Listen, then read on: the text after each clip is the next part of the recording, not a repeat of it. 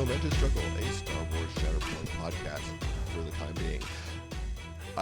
This week, I mean, I guess it's more along the lines of it's a podcast about struggling momentously to be a nerd in Arizona. Maybe, I don't know, something along those lines. If you need to turn it that way, let's make it happen. We brought back up just because we're this is a rebrand, everyone. Right. We were one or more of us may have been found in the Palpatine papers, so we got to restructure. Oh no.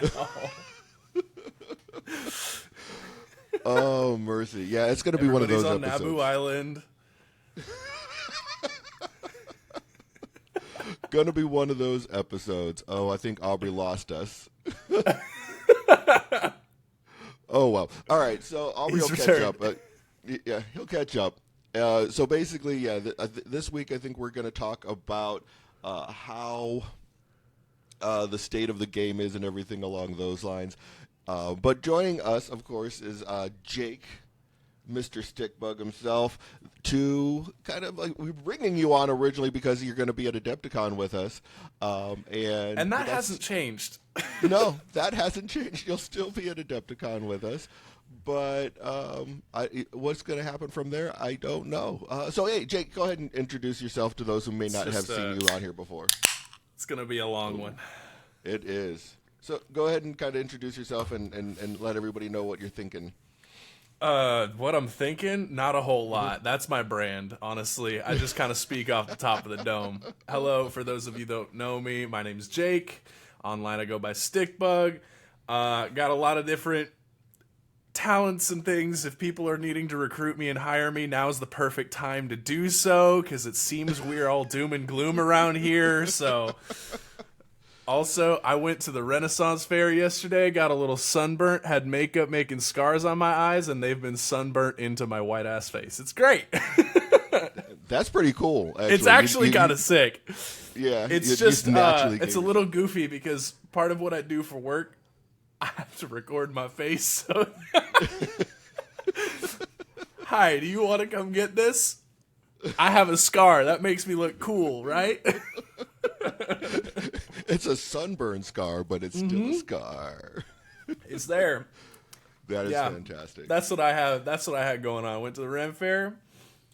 I like nerds and I like games and that's about it. Nice. Not a whole lot going on. Yeah, and I'm like I said, I think if you watched Worlds last year, most people have seen you before and everything along those lines. So you're definitely I'm a personality that one remembers. Yes. Like you are unforgettable, my friend. You are unforgettable. I'm gonna take that as a compliment. Best way to do so. But yeah, no, it's been an interesting week for Shatterpoint. I think there's a lot of doom and gloom coming out from everything. What were your reactions, I guess, to that? Man, I could go on for a long ramble. Do you want the quick answer or the long answer? No, I mean, we are a pretty long podcast. You can go for as long as you want. This is your time to sit there and get your feelings out and let us know. I mean, I talked with your brother yesterday because he was at the event that I was running. So, you know, he got his feelings out a little bit, and I'm sure you two have probably talked a little bit. And for those who don't know, Nick Nesquik is Jake's brother. So these are the Raider brothers of the infamous Raider brother duo that kill everyone. I feel like just to embrace it, I need to get us some like Mario and Luigi hats for Adepticon. Yes. If we don't do that, I'm gonna be a little mad. I'm gonna call him about this after that. Yeah, I mean, when you had us both on an episode before, we kind of talked about how we got into miniature gaming, and I think, man, we played HeroClix growing up, but we didn't like play it actively as a miniatures game. We just had like a big old tub of them and would just like build teams, play the game. So we've always enjoyed like playing games together in that way. But the one I would say that actually like kind of got us into miniature gaming, bring it back, is from Steamforge Games God Tier. Absolutely adore that game. But what kind of, for lack of a better term, shit the bed for that one was it dropped and then COVID happened. So it was like, hey, here's a game that you can help build your community. Except you can't be in a community. So, I picked up a few boxes before COVID started, and I was playing that with friends, and I absolutely adored that game. I thought it was wonderful. So when I moved down here to Arizona, I brought it over to Nick, and we started playing it. Absolutely enjoyed it. And then a Christmas prior to me moving, I had also gotten the Marvel Crisis Protocol starter kit, and I had started putting it together, tried playing it once, and it was like, man, this is a little complex for me. But then I brought it back around and said, hey, Nick, I have this MCP game. Do you want to try it? Started playing it, and we got super, super into it. Because, like I said, we started with HeroClix, came over to MCP, and it was like, it felt like just what HeroClix wanted to be. So we were really, really enjoying that game. Then, as we were getting into it, we saw a trailer for Shatterpoint and said, we're going to dive headfirst in. Yeah. We dove headfirst in, and we've really enjoyed it. It is now, almost 3 years since release. In 3 months, it will have been 3 years since release. And I'm glad that I've dove into this journey of the game. And I'm glad that I've spent as much time that I've jumped into it and gotten as into the game as I have. All of that said, my heart hurts a little bit that we're getting pushed to the side. Right. But if I've known anything about miniature games, it's that the community will usually keep this kind of thing alive. Mm-hmm. And I think meta of the game aside, I think the state of the game is very good. And I think the mechanics are fluid and crisp. That it's unlike any other miniatures game that I've ever played, and that's why I've delved so much time into it. But the reason I kind of am giving it this preface is just before we started. Right now, there's the playtest weekend going on for Marathon, and I want to bring this up because this is actually a very good comparison. You can see it with Marvel Rivals and Overwatch. You can see it with Marathon and Arc Raiders. When you have two games that have a similar genre and play style, the competition will breathe. Can I hear you? What? Can I hear you? We can hear you. You have to say something in response. We are talking. Yeah, we're talking. Okay. All right. Oh my god. My audio frickin' went out, and I have no idea why. Let me see. Oh, it connected to my other set of headphones. Hi guys. Sorry. Do over. Anyway, go ahead, Jake. Okay. Trying to remember where I was. My train of thought. Okay. Marvel Rivals and Overwatch. Mm-hmm.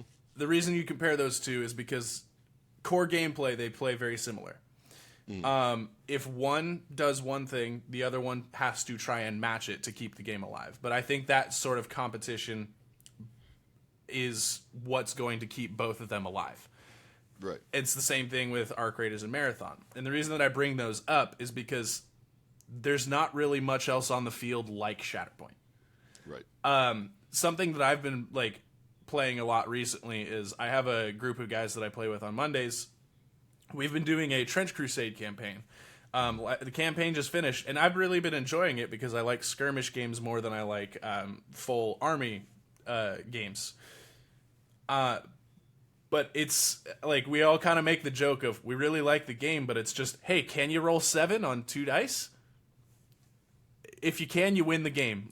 And if you can't, then you lose. That's the core gameplay of that one. Whereas Shatterpoint, it's I can build a roster that is specifically built around the word spy and see how that works. And it's just the squad building and the way that teams synergize together is unlike anything that I've played, especially with there's a lot of people who don't like Shatterpoint. They don't really like the order deck mechanic, which I think is the most interesting part of the game because it makes you get on your feet and react to what you were given. I really like this game, but because there is no competitor like it on the market, it feels yes, they've kind of put as much as they can into it, but there's nobody else feeding them new ideas on how to compete with it. So it's just kind of like it sits on its own as this own little pedestal of the game. And that's kind of how I feel about it. My heart hurts that it's kind of quote unquote ending, but the community, I feel, will keep it alive. Yeah, I think that there's and that's something that I think like Aubrey and I and some other podcasters we've definitely been talking about is how do we keep the game alive going forward after this. And so, Aubrey, can you hear us now? Okay. Yeah, I didn't realize you guys were just still running through it. So now okay. Yeah. No, we just kept on going. Hello, everyone. We'll fix it in post. It's fine. Welcome to Tech Issues. We figured you were I'm like, you know what? No, he won't. He doesn't fix it in post. He's just gonna let everybody hear about how yet again my computer did nonsense. Anyway, back up to speed. I have no idea what any of you have been saying for the past 10 minutes. Welcome. I figured, you know what? Jake's here. We'll just talk, and you'll get there eventually, Aubrey. That's kind of how it goes. But so. Okay. Anyway. I have an anecdote, and I wanted to wait to give this anecdote before you were here, Aubrey, because I just want to see your reaction more than anything. So here's the thing that I've kind of run into. Oh God, is this the thing you warned us about? I warned you. So here's the thing that I'm thinking, and maybe it's because Black History Month has just passed. I have this in my mind. So basically, what Asmodee. Todd, remind me, what's my last name? Asmodee basically decided they're going to Rosa Parks the shit out of our game and put her to the back of the bus. And I'm really not happy about that. And that's fine. That's what they want to do. Rosa Parks, that's whatever. I think the biggest problem that we need to run into here is we need to decide whether we're going to MLK or we're going to be Brother Malcolm. Are we going to be peaceful or violent? And I get that. It's fine one way or the other. Aubrey's frozen in here. But that's so how do you want to deal with that? Do you want to be peaceful? Do you want to be violent? Because you know what? There's a lot of people that decided to go the way of violence over here. Maybe Black Panther Party up a little bit. I don't know. But it's interesting. And I'm going to say the last thing I have to say for the people that want to say that we're being too MLK, I might be peaceful, but I'm not Uncle Tom. That's the only thing I got to say.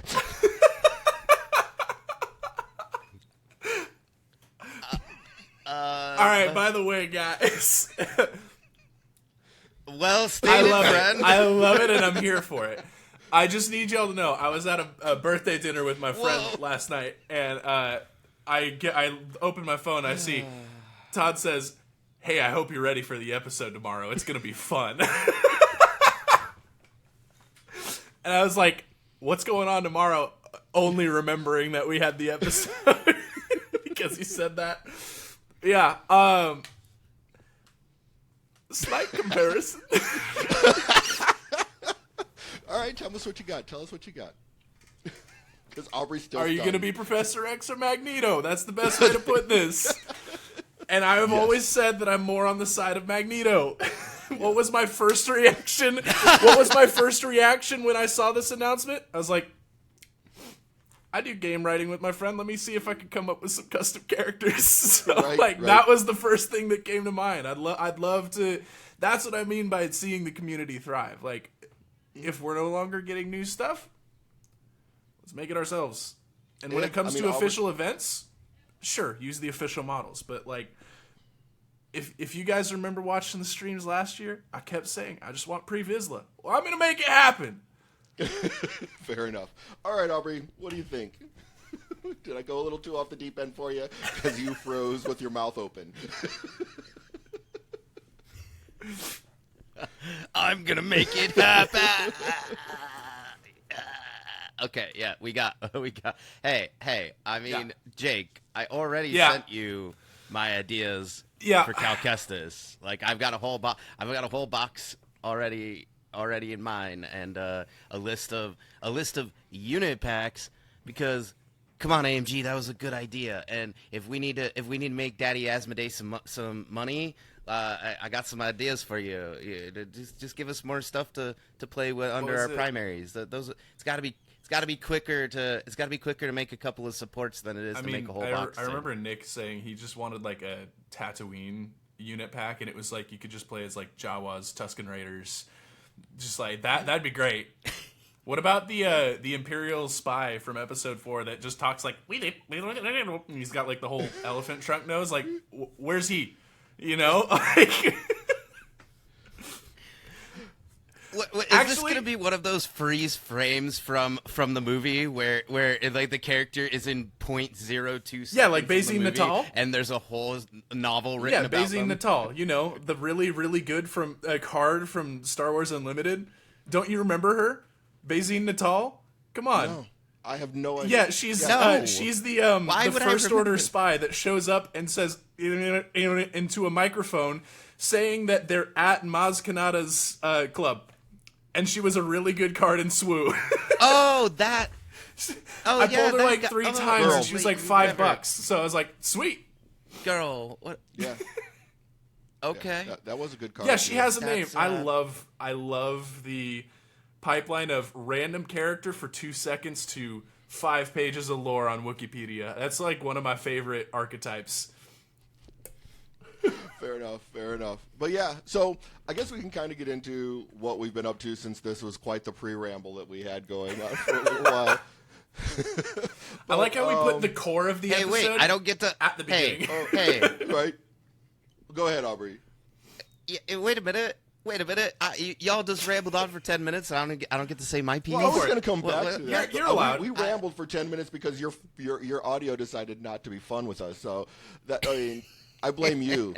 Like you blame me on your bad dice. So. Oh no, this one was my fault. No, yeah, no, it's fine. Okay, no. If you're gonna come back to this, never mind. Go carry on. But carry on. We remember. I gotta fight like for this space is here. Kind of Jake with his. It's just like we'll pop in whenever we want to. Yes, exactly. But no, so I know. Well, I'll go take a nap and I'll come like back. Aubrey. No, so Aubrey. I mean, like I know Aubrey and I've actually gotten quite a bit of Shatterpoint in like the last week. I played 2 games, one with Aubrey, one with Liam, and then of course ran the tournament yesterday, running that 9-player tournament at Scorched Earth. So I've done quite a bit, and Aubrey finally, after beating up on him with my Mother Talzin and Mando list, decided that he's going to run that, and actually broke his losing streak and finally and won a game yesterday at his tournament, which is pretty cool. So well, yeah, Aubrey, what do you want to break down what you've been up to? We talking to me? We talking to Aubrey? Oh yeah. Oh well. Aubrey. Okay. Yeah. So okay. All right. So I have been practicing with Empire because one, I'm still just kind of down on Republic. I don't mean that it's bad. I just mean I don't like the play style of having to figure out the hunger tokens, having to remember every last coordinated fire, having to remember this bubble and that bubble and this dice over here and when within no. I'll leave that to less smooth brain players in Shatterpoint. It's not meant for ADHD. And so like No. It's amazing. It is a masterpiece. If you watch Booker play Boss and Company, he goes, it's like he's seeing the Matrix in real time. He's like, okay, Fixer's over here, and then Seven Scorcher over here, and then that's over there, and Wolf's over here, and I'm like, how did you remember where all the models are? I didn't even remember you had that clone on the battlefield. and anyway, but so I have Cassian and PLC is kind of like my main list, but I needed another list. So I was like, all right, you know what? You know what can beat revenge lists and beat the pants off stuff in theory is let's go balls to the wall aggro. So I've been trying to figure out either Jedi Vader Jedi Hunter or like the 5.1 and doing some build arounds. But this week I was done. Because you know what I really wanted to play? I wanted to go back to our roots of Mother Talzin, Dathomirians, and Todd's been beating up on me with them. So, Jake, I know you've been kind of busy playing some little game that you're all excited about. I've been playing so many games. I've gotten a couple Shatterpoint games recently. Oh, okay. All right. Well, we'll let you talk about those in a sec. But basically. What Todd put together is like a bounty hunter / Night Sisters list that's Mother Talzin, Django, Night Sister Acolytes on the one side, and then the list he's been running is Mando, Bosk, Han, and Chewie. But I really wanted basically to make it like I have an aggro revenge list with Cassian and PLC, and then I have like a tanky, more defensive revenge list. So I switched it to Dengar and Weequay Pirates, because then it's like, well, I mean, Mando's just tanky, and then it's steadfast all the way down. And oh my word, to quote what the cool kids used to say like 3 years ago before they switched to whatever the new thing is, that list slaps, Jake. It's so good. What is the new word for that? I would probably just say that's fire. Simple as that. It's fire. No, we're Jake, you're old now. No, it's probably. Wait, are we cooked or are we cooking? You let it cook. That's what happens. Sorry. My stream like froze up for a second, so that delay might have been odd. Oh. We're having all kinds of fun this morning, dear listeners. Oh yeah, it's gonna be insane stuff. But yeah, so I mean, I know you had some fun games, Aubrey. Yeah, go ahead. Well, I was just gonna say because I got the bye, unfortunately. So the two games I had, first one was with a newer player, Richard. He's having fun. He's going all in on the game, and it's great. And he's playing full Ewoks. Full Premier List Ewoks, nice. All the Ewoks that you can possibly do, and hey, you know what? He beat me round one. Like, we had such a close game. Like, it came down to, basically, unfortunately, it came down to a choice I made in Struggle 1 because I got greedy. I had a moment where all I had to do was either wound a model or score a point, and Baze and Chirrut were sitting on that. We're sitting right there in range of because I went with Night Sister Acolytes, and I could have just wounded Baze and Chirrut, won the struggle, but they had like 5 damage and an expose on them, and there was another target on the board. I think it was Han. Was it Han? I don't know. There was another model, and I was like, that's such an easy target. Like, I bet I can wound this model over here, and I'm gonna save the softened up Baze and Chirrut for Struggle 2. I was so greedy, and I think I ended up like I just needed like I think 3 successes like with both attacks, like 3-3, and then I think it ended up being 3-2, and so I left the model on like 2 points of damage or one or I don't know, it was close to death but not alive, and then I immediately lost struggle. Like I should have just went for the easy win, and instead I was greedy. I thought I could do it, and yeah, I see the look on your face, Jake. Well, no, it just like it froze up again, so it's like I don't know. Oh yeah, so it probably froze like but no, it just froze. I have I was greedy. To that, I was but greedy. It's quite literally just. I've always played a lot of Luminara in this game, and Nick plays a lot of Mando, so it's just both of us have kind of learned to focus down one unit and make sure that thing is off the table.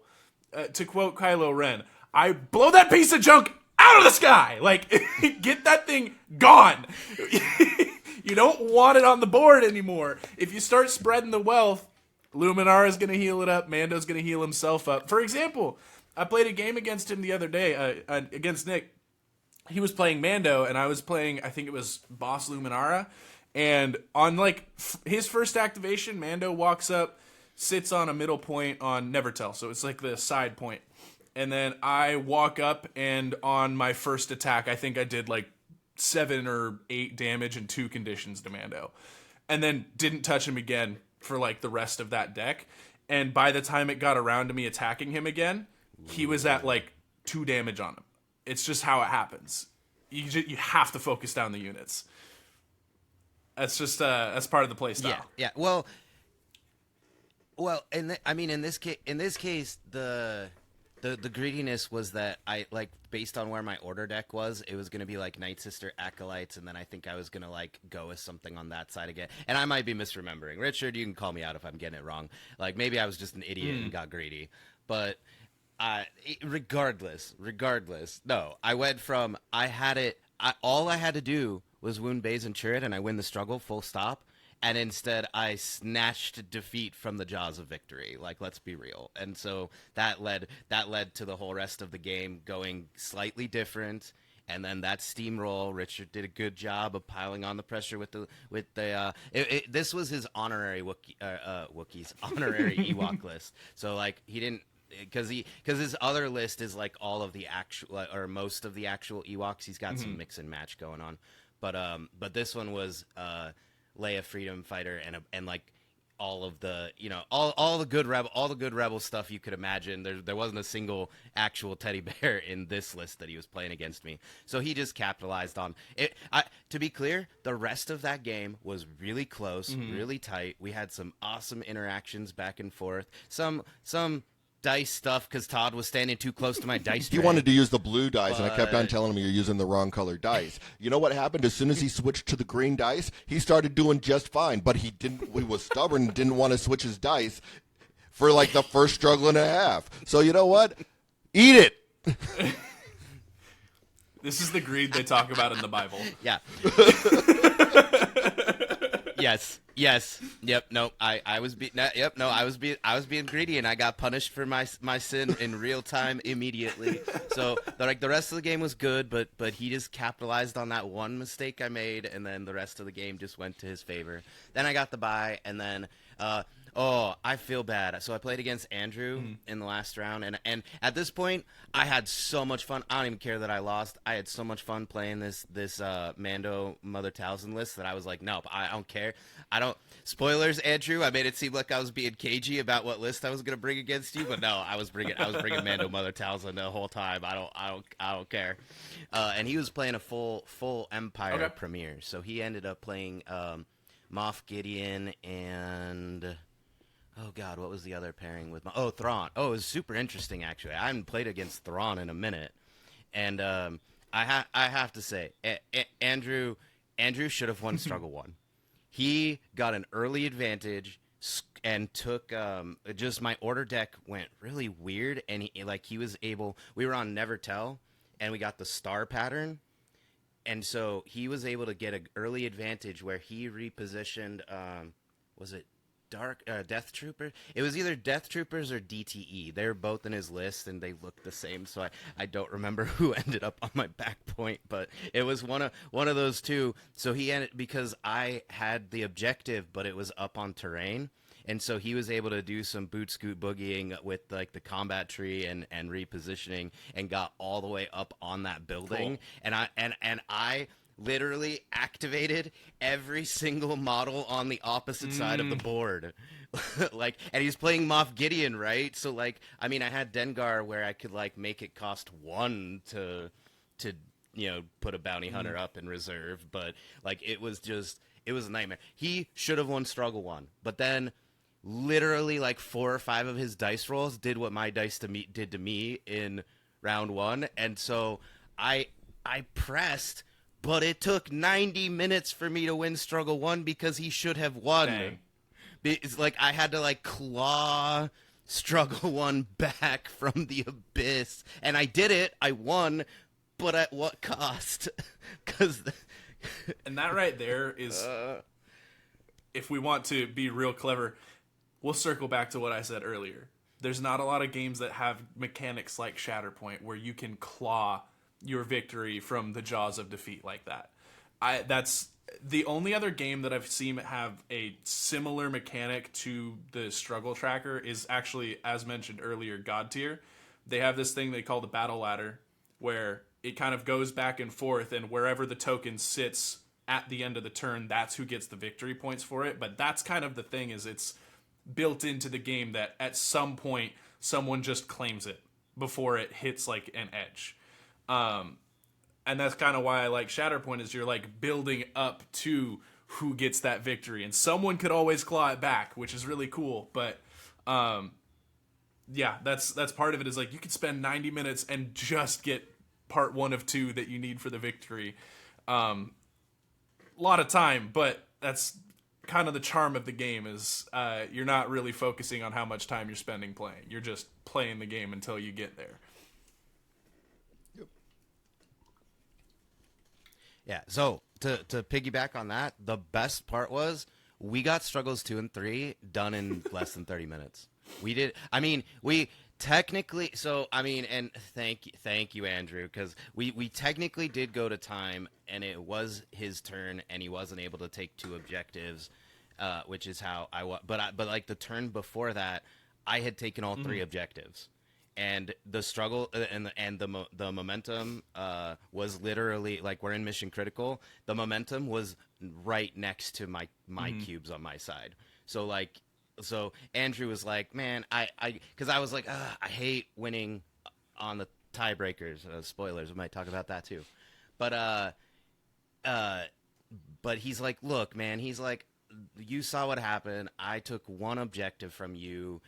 That means I moved the struggle cube 1 spot, even without mission critical. Like you're all you have to do is pass turn and you win. Like it's fine. But I was amazed. I thought I was getting really nervous. I was like, I didn't think we were gonna finish struggle 2. Because like, I mean, we took a 90-minute, but then like Andrew, like we started playing a little faster. We focused in a little bit, which is hard for the pigeon, but like he just went boom, boom, boom, took struggle 2. I'm like, oh, I'm in danger now. Whoa, like he dialed in. But then just at that point, some of the earlier bad dice rolls, like it had gone both ways, defense and offense. And so like some of the chip damage and things that I did to him from earlier just stacked up. So I stand by. The MVP of that game was Andrew's dice for me. Right. At the end of the day, we're all just rolling dice. Yep. All right, Jake. So what have you been up to? What have you been up to with Shatterpoint? Sounds like you got some games in too. Yeah, I got some recent games in. I mean, as far as like since the last time I was on, I kind of just took like a little bit of the hiatus from the game just because this is again adding into beating the dead horse, but we haven't had any updates. We haven't had any new releases since August. And as someone like I love crafting new lists and I love playing the game, but I felt like it was a little bit stale in my opinion. So I just kind of took a break from the game up until like December. Didn't touch it. In the meantime, I've been playing Riftbound. I'm absolutely enjoying that card game. I grew up playing way too much League of Legends. Always enjoyed the characters and the lore. I have a goddamn tattoo from Arcane. Like, love the universe. So I've been enjoying that game. I've been investing far too much money into that, as you do with TCGs. So I've been enjoying. No more. I know. I wanted to see the reaction out of you two when I said that. But yeah, I've been enjoying that. I've been playing Trench Crusade as like the campaign. That's been pretty fun. Instead of using the models for that game, I had my friend print out some Helldiver models, and I've been playing as those instead, and that's fun. Nice. They're dying in the most Helldiver ways in that game. It's really enjoyable. But as far as Shatterpoint recently, I've got like we started up the Arizona League again, so I've been getting my league games in. And for Christmas, I got the Thrawn box, so I got that all built up, and I played, like, one of my games was Thrawn Moff Gideon that I was running, I believe. That was a pretty fun list. And then the past couple games that I've played, I've been playing Boss Luminara. Is a list that I think I stole off Samson. I'm enjoying it a lot. I really enjoy it. I heard that pairing. Look, if there's one thing you know about me, since the beginning of the game, I've always loved Luminara. She's great. She's wonderful. Just throw on the best model in the game as well, and then there you go. You just have a great little list. What was it? I played a game against my buddy Tom the other day, and we were playing Nevertell, and on an activation with Boss, pretty much won the struggle in one turn.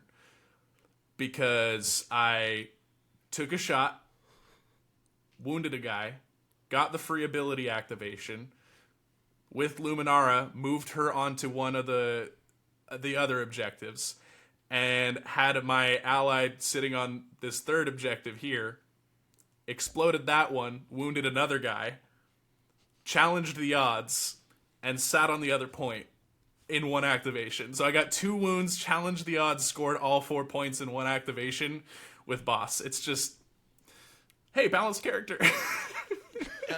Fair and balanced. I know I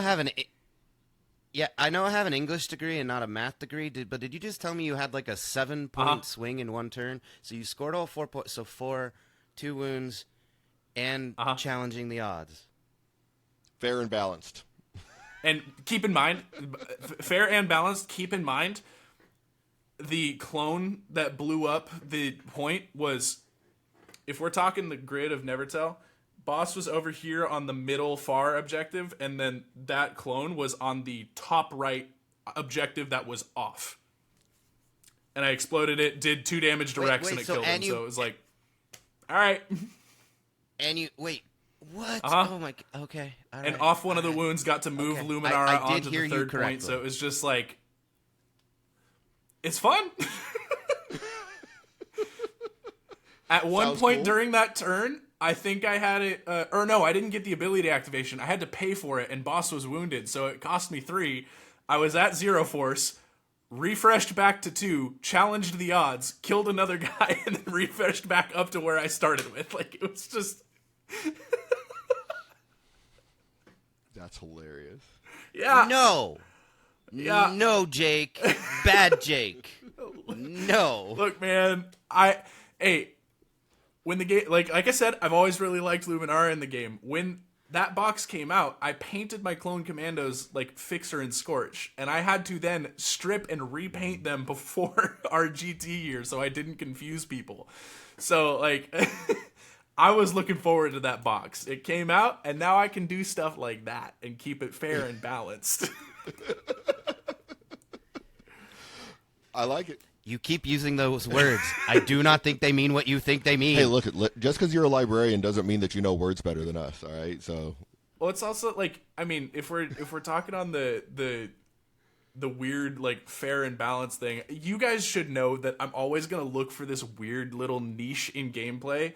Like, I'll go back to Riftbound. The deck that I've built, like, recently, and I went to a local summoner skirmish. There was like 22 people there. I made top 8 because I played this deck way different than anyone else, and it's because I built it around a 15-cent rare that nobody ever looks at, and it's just like, I just kept being able to swing at people with just ridiculous amounts of points, and they're like, hey man, why? I'm like, because I can, man. I'm just like swinging a raid boss at them, and they're like, they don't know how to react. It's so fun. All right. Well, yeah. So, I guess like we were saying in the beginning, like the game at this point, we don't. I think the general consensus is it's probably not going to get much support moving forward. That's kind of been the general consensus throughout the entire community, which has led to a lot of people thinking of like how they're going to community build off of the shell of the game, of the shell of the game, adding characters, making changes, things along those lines. This is probably jumping the gun a little bit because, you know, according to the announcement, we're going to get updates and things like that and support for going forward. I don't know. We don't know what that means, though. I mean, and there's a lot of speculation that could just be doing exactly what they did with Armada and X-Wing, where they support it through this GT season and then it's done. And I think that's the general feeling that people are going to do. So people have decided, you know what, we're going to come up with stuff and decide to make changes. And I don't know where Aubrey went. I was going to give him a chance to go first, but apparently he's not here. So, so I guess what I was thinking was a kind of round robin. You know, if we do get this as a community, what would changes that you would make, and just do like one at a time. Like if you, what would be the first thing? I know, that's why I'm saying one at a time. Okay. But like, so if you could change, what is the top thing that, like, the top change you would make right off the bat? So I have two, but they are both very simple changes. First, since we know Cassian is an issue, we change this town is ready to blow only if you lose the struggle. Rather than you don't if there's one thing that I've learned about like playing TCGs again recently, you don't want win more. Win more is not fun. That's why we had a problem with Iden before. Yep. So this town is ready to blow is just if you lose the struggle, then things explode, and it's your catch up mechanic. With I boss, think also same thing. Refresh once a turn. That's it. Yep. I think the Cassian trick. Are we ready to blow? Like you were saying, yeah, it's only when you lose. I also think you could look at the potential of that hits all characters, not just the enemy characters, because it's a doggone bomb blowing up. Yeah. How does it not? Bombs are not selective. Yeah. They don't just pick and choose who they hit. Can I make a counter argument? Go ahead. If you are the one playing as the spies, like, they would know about that plan. I don't know. That's I'm trying to make it make sense, but friendly fire is a thing. I mean, how many Cassian killed his own friend in the alley, freaking at the beginning of Rogue One. True. That's true. Right now, that's what I was gonna say. Remember the final scene in we've all seen Andor season 2, right? Just tell Nick not to watch this episode. Nick, mute. Nick, la, cover. Yeah, mute. I'll tell you when it's safe. Okay. I don't know how you're gonna hear me because you just muted. The massacre of Gorman. Like, remember how much random stuff blew up. So I'm not saying that's correct choice, because I do think, Jake, you are correct from a game design perspective, because it should be a catch-up mechanic. And so I want to preface this by saying your choice is the correct one from my opinion. But I do love Todd's idea of, it hits everybody, because then it feels like the fog of war and the friendly fire. Todd, you actually were deployed. Like, you know, you know better than the rest of us what I'm talking about. And to your point, like, bad stuff happens to everybody. And to your point, if the spies know the bomb is coming, then the spies should be moving off of those doggone points. True. Here's another point. We get rid of this town is ready to blow, and we make it a mission pack, and it does damage everyone. That's fun. Fair enough. Okay, that could be a key operations idea for later. But all right. But anyway, yeah, that's neither here nor there. Basically, town is ready to blow needs a fix.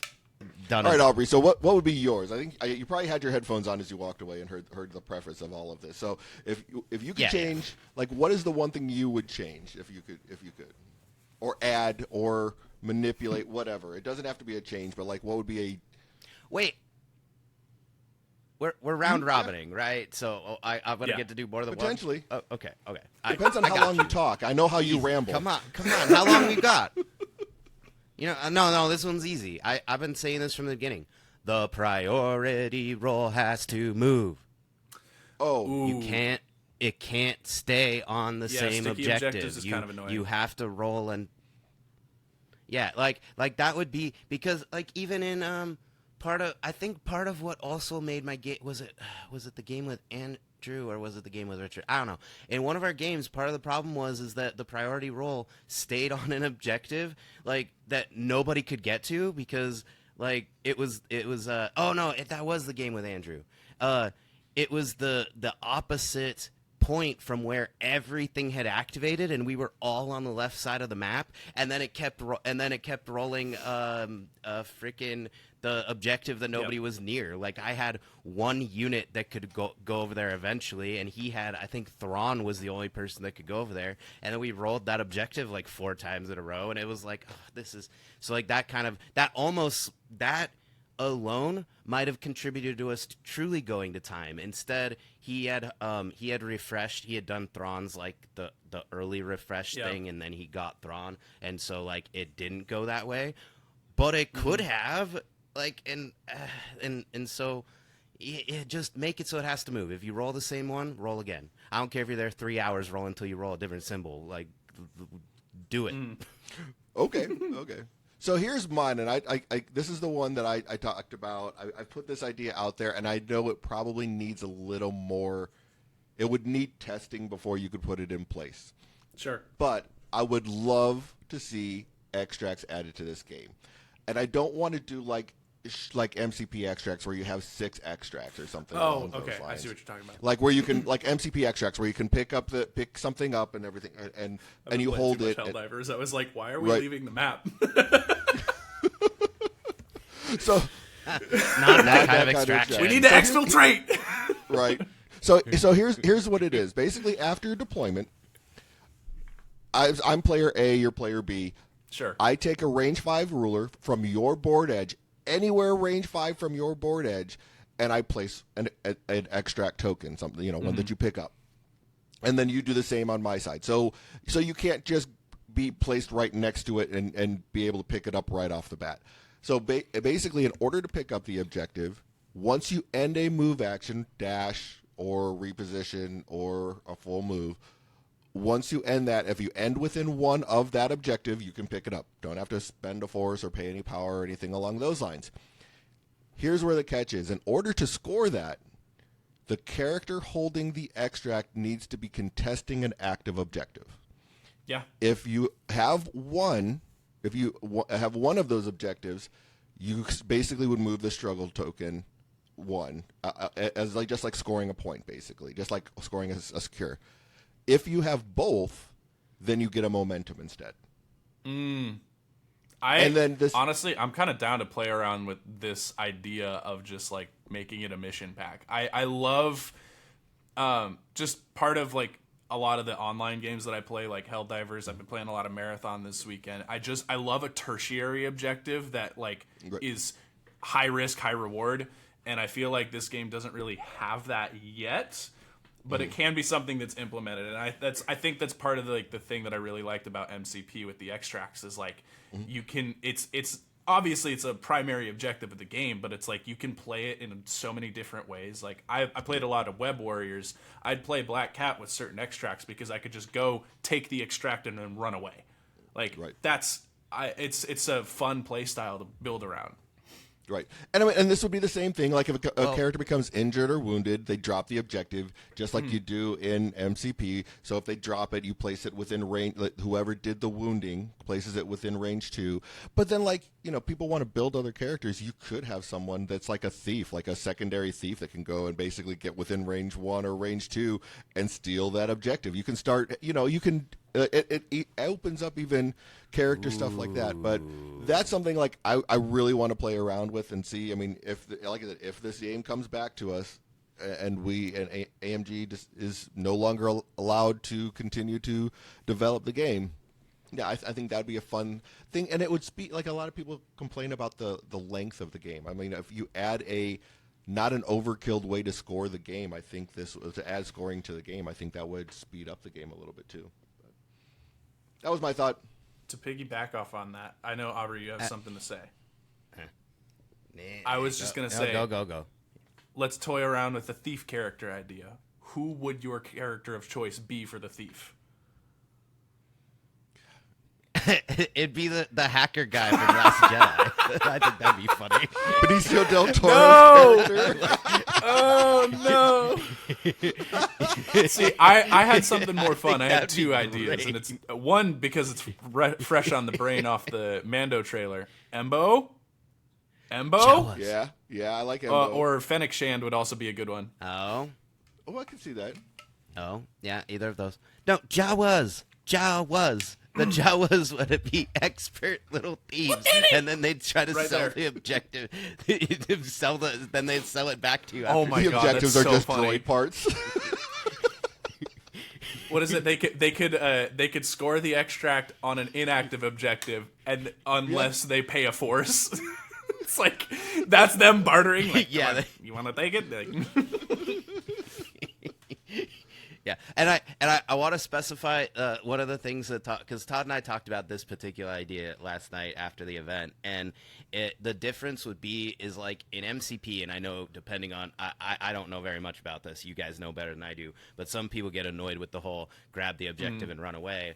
we're essentially fixing that part of the what can lead to unfun game states by saying you have to contest an objective in addition to getting the extract. So now you are in a position where, hey, they're going to come for you because they're going to come extra hard for you because you're getting an extra bonus from the extract. So I like the interplay that you can't just run to the corner of the map and hide with the extract and score points willy-nilly. No, you still gotta be on the objective. Yep. All right, so let's do one more each. So I'm gonna go back to you, Jake. What do you got? I heard one through the grapevine. Nick told me about it, that there's another community that's been doing this, but when it comes to Premiere gameplay, roll for side, pick mission, then pick your primaries. And I will say, Nick mentioned that at our event, and I said, you know what? Since this is not an official AMG tournament, if you and your opponent want to try that, go right ahead. I think it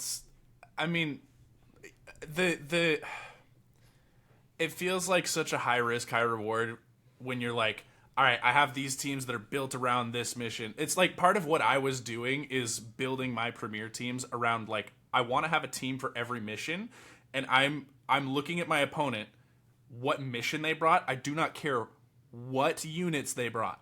I do not care about their list at all. I'm going to outplay them on their mission. That is what I would always choose for my teams.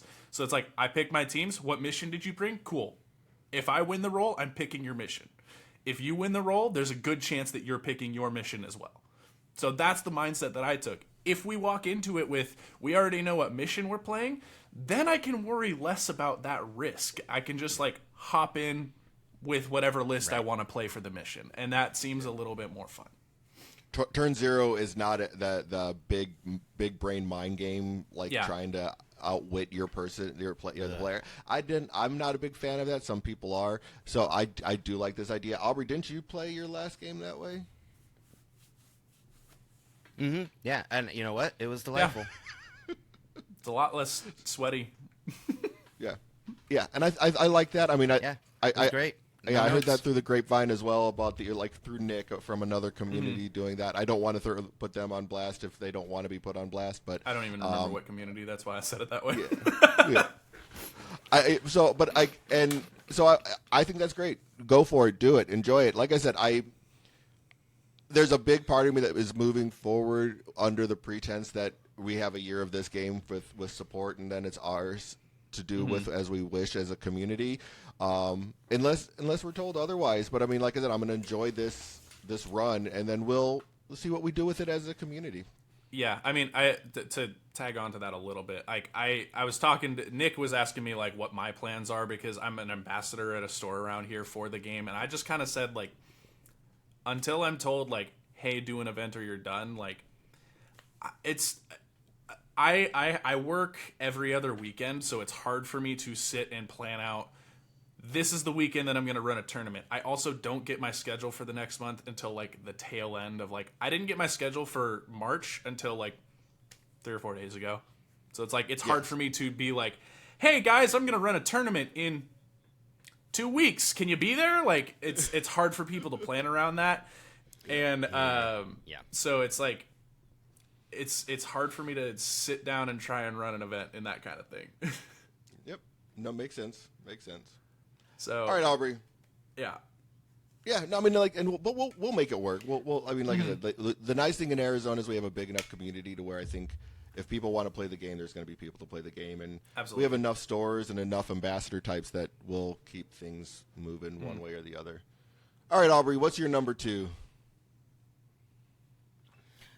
Well, I mean, we talked about the start of the game. I'm going to pick the other low-hanging fruit. How about the end of the game? Because, my word, the tiebreakers just feel bad. Like, the tiebreakers basically read, unless something weird happened in your game, like what happened with Andrew, whoever's turn it is when the round is called is going to win.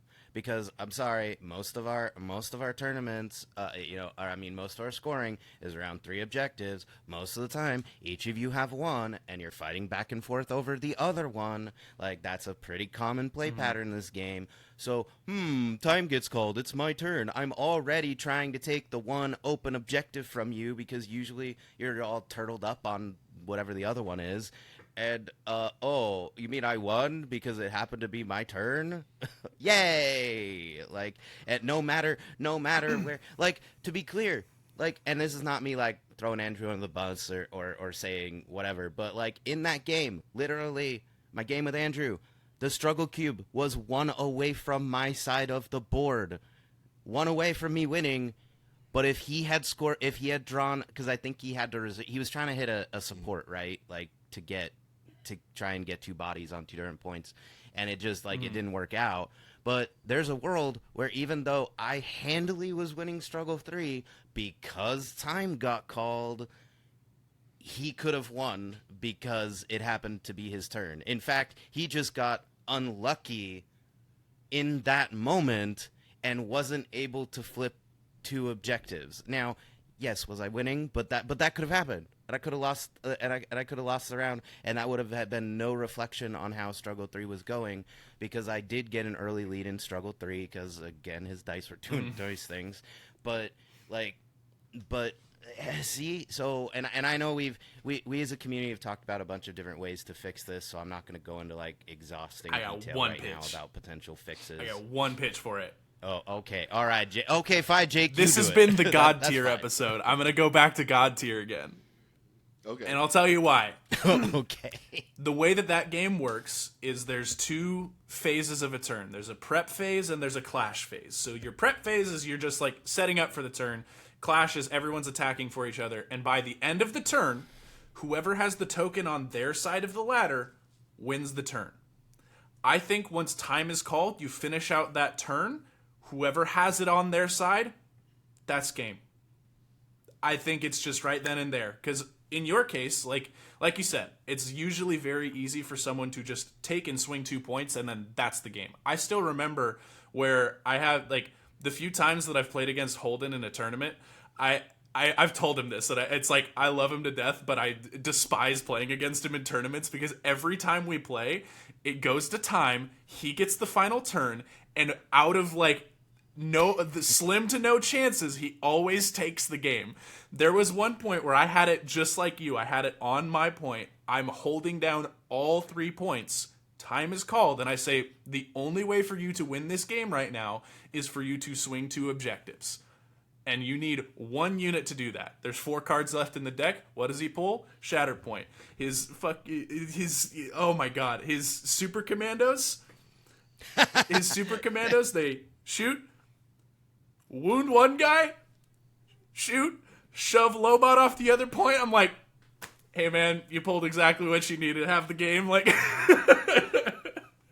so the only thing I would say is this: when it comes to on your side versus my side, I would probably change that to whoever's has the struggle token closest to their closest momentum.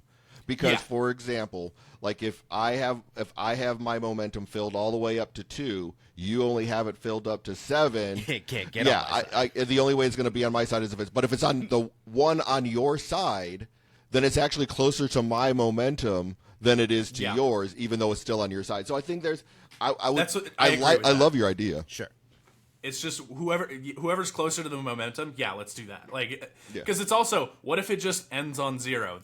Then it's a draw. No, whoever's momentum is closer. I'm down for that. I'd play around with that idea, see how it works. But like I said, it was just a pitch. Exactly. Obviously, I need to play around with it. I like Todd, it. you got one more. I do, and it's like the one that I had was the one that, like, the other one I had was the one that you took, Jake, because I was talking about that with Nick. So I'm trying to think of I guess the one thing let's see, what is the one thing that's, we talked about boss and fixer and those like the boss stuff. In all honesty, I would probably say go back and look at things that have been nerfed and see if they need to be unnerfed. Like Magna Guard don't need to be nerfed anymore. Gideon Haas doesn't need to be nerfed anymore. You know, there's things that, like, I don't know, like, in the current meta doesn't. You said that yesterday, Todd, and I don't know about that. I don't think he does. I'm okay with you having that hot take. I strongly disagree, and here's how we balance it. Here's how we balance it out. Fixers coordinate with just make that one force. Yeah. And then we're on the same level, because it's like, hey, you can add 3 dice for free. What are we talking about, man? 3 free dice? Are you kidding? Yeah. Like, well, that's what I'm saying. Is like you have to spend like one force to do that with IGA. Right. But that's kind of where I'm going with it. Is like Gideon Haas cannot be a problem in a world with Fixer. He can't. Like original Gideon Haas. We fix Fixer. The issue we don't is make that they Gideon would both be a better problem. Again. That's fine. I'm okay with 2 things being a problem. No, it's No. Yes. No, it's not. No. Right. No, we fix Fixer. We don't unfix Yeah. Yes, Gideon. we unfix Gideon, don't fix Fixer. Got it. I'm Okay. right there with you, Aubrey. Okay, since we're doing the round robin thing, can I pitch one more thing that we just do round robin? This is like different prompt. Prompt here is the doom and gloom that we are prepping for happens. Yeah. And it is in the hands of the community. What is the first character that you want to make, and what do you see them doing? We obviously know that you want to do Cal Kestis. Right. So what do you want? What do you want him to be based around? Like, what's your idea behind it? Wait, you want me to share my secrets? Just like I have my ideas. We can keep all the deep dark secrets, but just like pitch like one idea on what you think would make them special. Like what separates them from the rest of the boxes that are already out? Clearly, Jake hasn't read my document because it has. He's read it. I He's have read it. He wants I want you to to pitch it to everyone. I know. Pitch it to the community. Yeah. You were setting Yes! up a layup for me. Oh, And you okay. bricked it. Oh. And it was a sounded like you're complete asking- air ball. Okay, sports reference. You decided to take a layup, and it went into the stands. Okay. That does sound like something I would do. Also, how am I jumping up there? I took a half court Have you shot seen- and it landed 5 feet short. And he said, "Man, it'd be crazy if someone got that ball before it went out of bounds while standing right next to it." Yep, this sounds like me. All right, okay, fine. All right, so my pitch for Cal Kestis box is, so I mean, I've only been thinking about this for ever, like since the first Shatterpoint GT that I was at. So the idea is the box would be trust only in the Force, and it would be based around the Force user tag. Now, the itchy part is that I don't know how the design philosophy and the lore line up when you have a character that's like a Force user paired with a non-Force user. Because like if you look at like the Mandalorian, he doesn't have the Force user tag, even though obviously, you know, Baby Yoda's doing the magic hand thing, so some Force is happening. But my idea was that you would have Cal Kestis, Marin, and then Seer and Grease as the supports. And then that way you have a Force user in each squad, and then the abilities would whatever the abilities end up being, you know, like the tactic movements and things would reference Force user, because then you get a box that can pair with like with other Jedi. Like it would be fun to see maybe something with like a Ki-Adi-Mundi with this idea, because obviously Cal would at least have, Cal and Seer would have the Jedi tag, and then you could play around with this concept, and I mean I'm still working on it, but the idea is I feel like we haven't. They've definitely have done this like with Ezra and things, where instead of referencing you know, Jedi or one of the primary factions, like we haven't had a lot of, you know, Force user do this. They've done it a little bit, like again, like guys, sidebar, AMG, we really do love the game you made. I know I'm not making any of this from scratch. Like, I'm just building off of what you guys already did. And you know what? It's a lot easier when you've had a real game developer actually develop a game for a few years, and now I get to play in your sandbox. Like, come on, guys. But anyway, that's basically my idea. Is that I would love to make a Force user centric, because I mean, you could even play this like Marin will have the Night Sister tag, so then you could even play this with the Dathomirian box, and it references Force users. Doesn't Talzin have Force user as well? I know. Yeah, Talzin, Savage, like I mean, yeah, you can. It'd be interesting. I like it. So. Yeah, I mean, the other option would be to use like Mantis Crew as a special tag, but I like my Force user idea. I want it to be Force user. So, and I think I can hand wave. Yeah, Seer uses spoilers, everybody, for like an 8-year-old game. Seer uses the dark side at the end of the game to fight off Darth Vader for just a moment. So even though she cut herself off from the Force for most of that story, she uses the Force at the end of the game. So I think it counts. So I'm gonna hit set, and I don't know the design philosophy. I'd have to look at the cards again and see if there's any precedent for this. I don't think we've had a Jedi non-Jedi support team up, but whatever. We got Wrecker and Omega on one base. Like, you got a little kid running around blowing up stuff. I think I can hand wave a support having the Force user tag, even though Grease is just the pilot. Like, I mean, the other option would be like the alternate would be, okay, Grease is like a 3-point secondary, and then like if everybody gets grumpy because I wanted the community to be involved in this process. If this really goes the unfortunate way that many in the community feel it's going, I want community input. But the other option would just be to put Marin and Seer as the support, and then Grease, I don't know what Grease. The only problem is I don't know what Grease does at that point, because I got lots of ideas for the other version. But again, I'm the lore guy. I'm not even thinking about the mechanics that closely. I'm like, how does this fit with the story? Like, does this work? Is this okay? But also, I'm not getting paid to do this, so I guess I do what I want. Yeah. Fair enough. Todd, what do you got? You got any ideas? Oh yeah, I got some. So, if we were to have the extract thing, and this is going back to, you asked me who would I have as the thief? Tobias Beckett. Okay. Oh. Okay. So Tobias Beckett could be a thief, and I think that he could do some really cool. That's a much better I think Tobias Beckett could do so, like you could do like some backstabby stuff with him, because he was a kind of a backstabber, where you could like injure your own character to get a benefit for himself.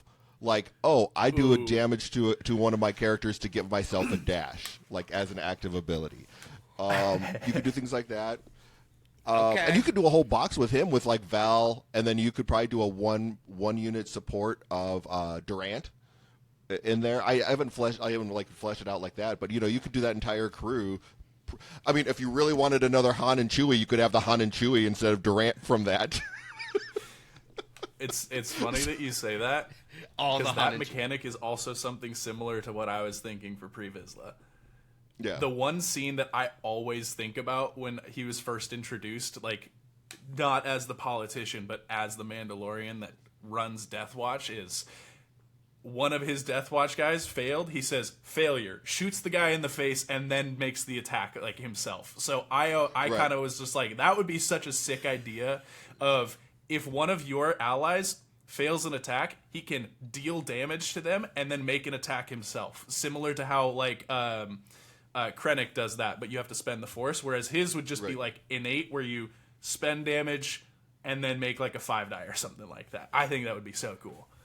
2 damage, do a 5-dice attack. I like that. Yeah. I think that'd be kind of cool. Yeah, I like I said, I think as a community we'd come up with all sorts of fun things that probably will be broken because we don't have a way to test them properly. But I think it'd be fun, and I think we'd have a good time with it. So it's like, I don't know, I like the future of this game is going to be interesting for sure, and where we go with it is like after in the next a year from now is going to be interesting to see. I at the end of the day, ideally, what I would love is that AMG continues to sit there and have some sort of input on developing the game, release 4 to 6 boxes a year with a points update once a year. That would keep me in the game. That would keep everyone in the game. I think like most people at this point in time is like, if you gave us 4 to 6 boxes and gave us a point update once a year, we would stay in the game. Is that going to happen? No. But if like someone really picked up the community and was able to sit there and make 4 to 6 boxes a year worth of characters as a group and a community, I don't know. I don't know if that would keep people around, because it would definitely wouldn't. You wouldn't have the miniatures to buy. You'd have to 3D print them, things along those lines, proxy them, and I don't know if that would be it. But I mean, like I said, we'll have to wait and see what and I don't even want to say AMG does. We have to wait and see what Asmodee allows AMG to do. Really like the thing that I said to Nick was just like, I don't know. As far as like I was trying to get at earlier, is like running events right now for me is just like, it's a little difficult because of my schedule, and it's already been that way how the game is. Now that the state of the game is the way that it is, it's like hard for me to be like, yeah, I'll go run an event. But the win was taken out of the sales now because like I'm just kind of waiting until what we see them say about it at Adepticon. When I hear that, then I'll be like, okay, I know what the state of the game is. Now I can make like a full decision on it, but I'm kind of in like a little bit of limbo for the time being. And I think that's where a lot of people are. Where a lot of people are, unfortunately. Wait, did you have one last update, or was it just the Pre-Vizsla one? Pre-Vizsla in general, I think, like, I mean, it would be, I like the idea of him just saying failure and trying to do it himself. And then obviously something with the Death Watch tag, because we have Bo-Katan with that. We have all of those first box bandos with that. So it's like going off of just Death Watch in general, just kind of conquer at all costs, I guess, is their forte. So something along those lines. I like it. All right, well, I guess we can close out here. Any closing thoughts from you, Aubrey? Just remember, everybody, it feels like there's a little bit of confusion in the community. I have yet to hear a single Shatterpoint player say, this is fine and great and dandy. This is awesome. I'm so happy that our game is getting backline. Back of the bus. Rosa Parks. Basically, I'm going to let you say it. I remember what my last name is. I don't want to anger anyone. For those of you who don't know, my last name is White. I'm so white they labeled me. Anyway, but we're pretty much just all arguing over how bad this is. Yeah. Like, full stop. Come on, guys. Nobody thinks. I have not heard a single person say this is Star Spangled Awesome. Everyone is just saying, is the game going to be dead by summer? Is the game going to be dead by next Adepticon? Is it going to be dead by the end of the 5-year plan they talked about originally? And the answer is, not a single one of us knows. We don't know. But nobody is going, all right, looks like we got Shatterpoint for the next 30 years. It's the next WotC. No, nobody's saying that. Nobody has their head in the sand. Nobody is pulling an ostrich. We are all just trying to figure out how bad this is. Now, my hope, I'm gonna pull out the hopium, Sheev. You ready for this? My hope is that this is a life support body in a coma, Surgeons General hospital soap opera level nonsense, and they're putting it on life support for a couple of years while they recoup some of the losses they've made. Well, not even them. Not recoup their Asmodee's losses from other Embracer Group. Right. It's not even like, God, this is like your grandpap. You found out your grandpappy was a Nazi, and now you're dealing with the fallout. like this isn't even this. The this decision was made so far above aim. I was like, is this where we're going? You know what? Todd started it, so I'm going there. And no, my grandpappy fought in the Korean War. Jeez. Anyway, but that's how bad. But I'm being this over the top for a reason, because people in the community are making it seem like Like we don't understand that this is a bad thing. You know, I do marketing and PR and public relations on a tiny scale for my one little itty bitty library. I know what corpo doublespeak looks like. What they told us was we don't know what that means. They made up words. They literally made up words. I Googled what that phrase, niche, core, specialist, blah, blah, blah. I don't even care what the words were. Yeah, I Googled that phrase. That phrase doesn't exist anywhere. That's not a gaming term. Because I'm the newbie, right? I play tabletop game. This is my first tabletop game. I was like, does this mean something? Like, is this like an industry term that I just am unaware of? No. You Google it, and the only thing that comes up is the press release and a bunch of articles about the press release. So you don't know what it means. AMG might not know what it means. Do you think that Asmodee sent them a memo outlining this in advance? They might have found out the same more. Now, I don't think that's true. Corporations have internal memos, but you know what I mean? Like this could be so off the wall that AMG might not know what this means. Like, come on, guys. So let's wait till Adepticon. See, like this is what I've said. You know what? I'm gonna keep going on the soapbox. At Adepticon, if all we get are dates outlining everything they've already told us about for the past, since Mini-Strav, then yeah, okay, maybe we need to be worried about whether or not the GT season is even going to fit out if there's going to be a Worlds at Adepticon. But if they do just like they did, and it was, I think it was Nick who was saying this to me. Somebody basically gave me a perfect example of this, and I'm sorry, I don't remember who it was. It was somebody at the event yesterday. Here's your credit, sort of. But like, you know how when they gave us, because I was like, now if we get renders of more stuff, now I'm all in, and we're probably good for the next couple of years, and it's good. But this person was like, no, I don't even need renders. How about, was it Chris? I don't know. Whatever.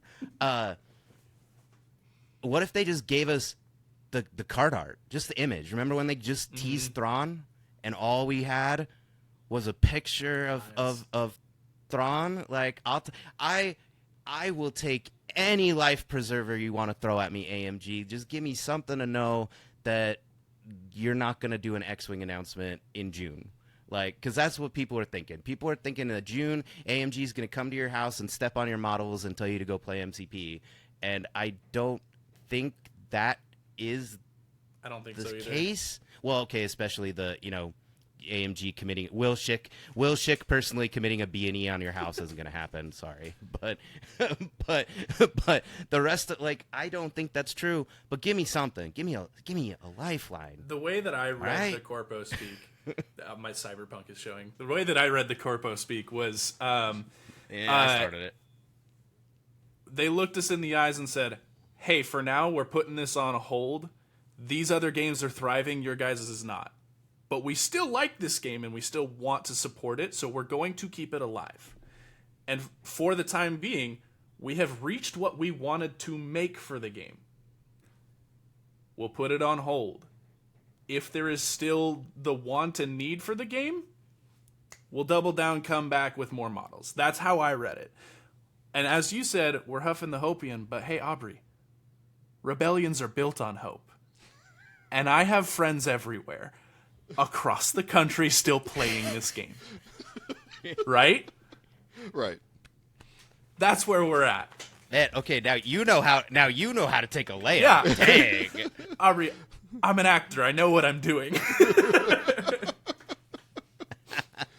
But yeah, I mean, so we'll see what happens with all of that. I guess, yeah, we've been rambling for a good hour and 20 minutes. Well, Aubrey for an hour because he decided not to learn how to use his audio equipment properly. But hey, yeah, we got our rambling in before he showed up. That is true. But no, as always, I want to thank all of our listeners for tuning in. Even though I know it was an interesting episode for the most part there. I thank all our patrons. I'm not gonna. I don't think I'm gonna pitch the Patreon at this point in time anymore, just because, you know what? It's I don't know what we're doing going forward. I don't know where this podcast is going. I don't know if it's going to be a Shatterpoint podcast.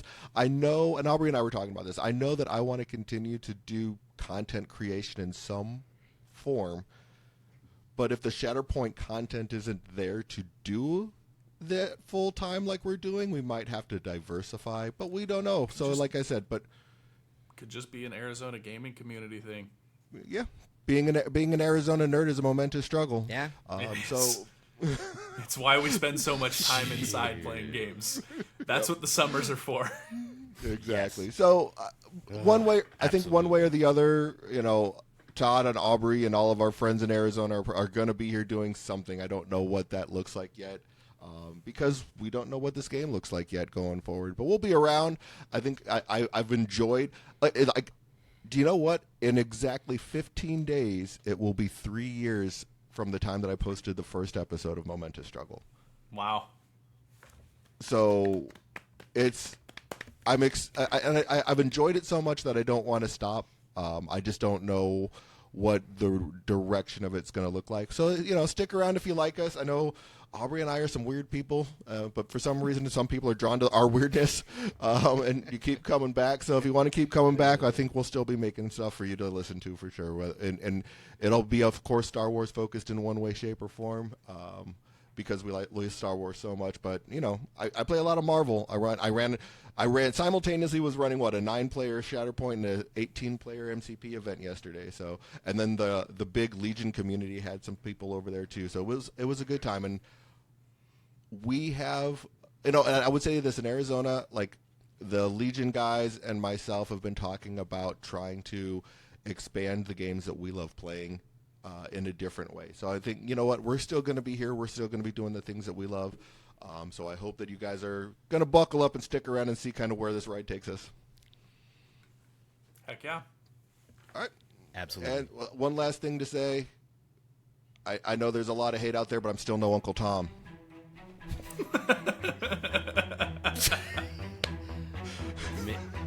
May I am one with the Force, and the Force is with me.